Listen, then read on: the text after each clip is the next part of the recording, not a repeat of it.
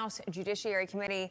Congressman, thanks for being with us this morning. Last time I checked, the U.S. welcomes people and migrants as long as it's done safely and legally. But I do want your reaction to the Democrats calling this racist and a distraction by the GOP.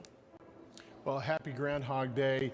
And yesterday was very informative because what we saw effectively was that the Democrats saw their shadow and signaled to the United States, to the American people, that they're going to see continued open border policies over the next 2 years without regard to our rule of law. And clearly, you know, we had folks on the panel that were giving us firsthand testimony about what was going on. More than half of our border protection agents are Hispanic in nature. This is not a racist issue. This is a secured national defense issue. This is an issue we have to fix quickly. Yeah, Congressman Moran, I think when you hear the Democrats go to their standard, oh, everything's racist line of defense, you know that their position is untenable.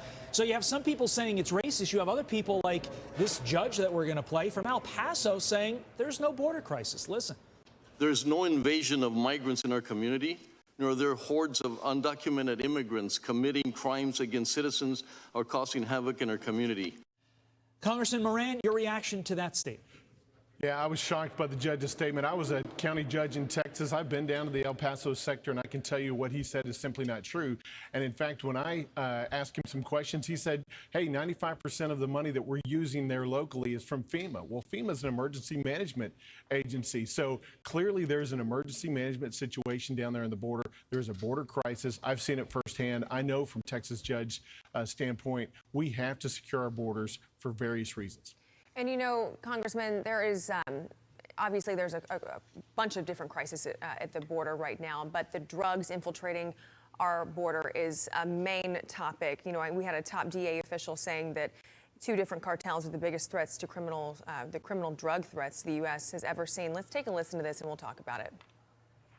The Sinaloa and Jalisco cartels pose the greatest criminal drug threat the United States has ever faced. These ruthless, violent criminal organizations have associates, facilitators, and brokers in all 50 states. The cartels are destroying families and communities with callous indifference and greed. You know, and I think one of the main issues is what they're calling the fentanyl crisis right now. Do you think this is one of the top, if not the top, crisis at the border right now that we need to get a hold on? Absolutely, Ashley. The sheriff is right on yesterday when he talked about both the drug trafficking and the human trafficking. But from a fentanyl standpoint, we have so much fentanyl in this country right now. It can kill all Americans many times over. We heard the heart-wrenching story yesterday of a father who talked about his 15-year-old son who died in Hays County last year from a fentanyl overdose.